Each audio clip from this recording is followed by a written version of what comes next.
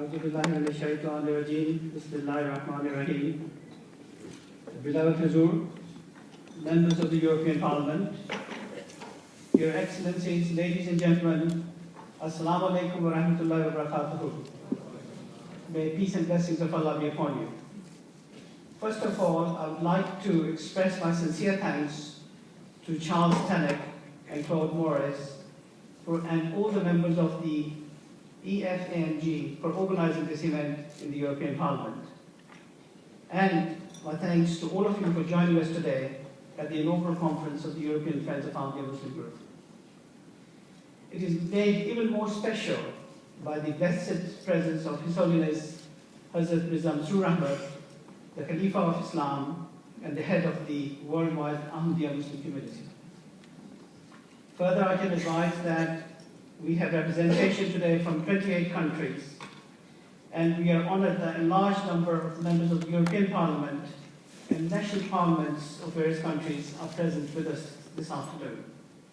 We also have diplomatic representation of various countries, and a large number of think tanks and human rights organizations are also represented today.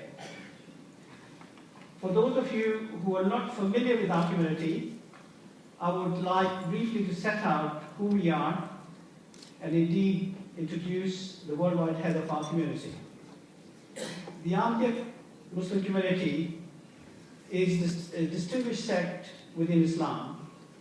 Its claim is unique, and its history and mission reflects a complete dedication to peace. The community is 123 years old and was founded in Qadian in India in 1889, and its holy founder was Hazrat Mirza Ghulam Ahmad, and under divine guidance, he claimed to be the promised reformer, not just in Islam, but for all faiths. He started a community which revived the true teaching of Islam, which is the teaching of peace. His community has since flourished and expanded globally. It is now established in more than 200 countries and has a membership in tens of millions, and owns a free-to-air global satellite television station called MTA International. In many countries across Europe, it is one of the earliest Muslim communities in modern history. In the United Kingdom, for example, it built the London Mosque in 1924. And in Spain, we built one of the first mosques after a period of 700 years. And in Germany, more recently, we built the first mosque in East Berlin. But these are houses of God and institutions of peace. And we are open to people of all faiths. We believe in integration, engagement, interfaith dialogue based on respect. The Ahmadiyya Muslim community is also dedicated in the service of humanity and has schools and hospitals in the third world which serves large communities irrespective of faith, color, and creed. The community has a passion for education, and its girls and boys are encouraged to achieve excellence in their studies. It has published a vast array of books and literature and translated the Holy Quran in more than 74 languages. The community is completely self-financing and does not receive any funds from any government, rather seeks to contribute to the society wherever it can. It is a community that practices what it preaches and engages in a society promoting the values of loyalty, freedom, equality, respect, and peace. It is a community that is dedicated to human rights and the separation of the church and the state. We seek to serve under no political ambition. Our motto is love for all, hatred for none. Sadly, despite our focus on peace, we are persecuted severely in some countries where members are murdered regularly simply on the ground of faith. But this only strengthens our resolve to secure the rights of others. It is a true belief that only possible because something that is unique in the Muslim world, and it's the global spiritual leadership called Khilafat.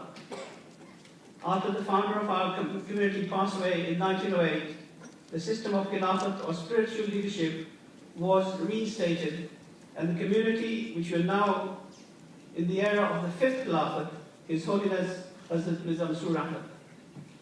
It is through this that we stand united as a community with clear focus on peace under the guidance of His Holiness. And he is now widely renowned as a man of peace. He was elected to office in 2003, and it is an office that's held for life. He has since spearheaded the community's education, humanitarian, and social efforts to promote peace.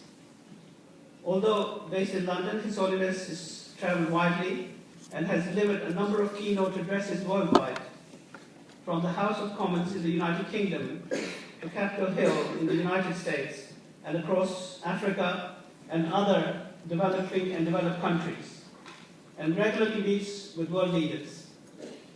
This, however, is his first visit to the European Parliament, and we are very pleased to receive him here.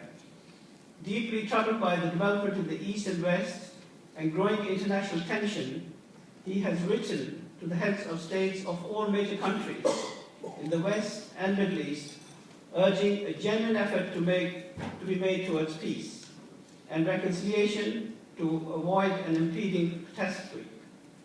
The tension that capitalizes on extremist philosophies can only be countered with a sincere effort for peace. He is a man of peace, and we are delighted and honored to have him amongst us today, and I would request him to come and address us.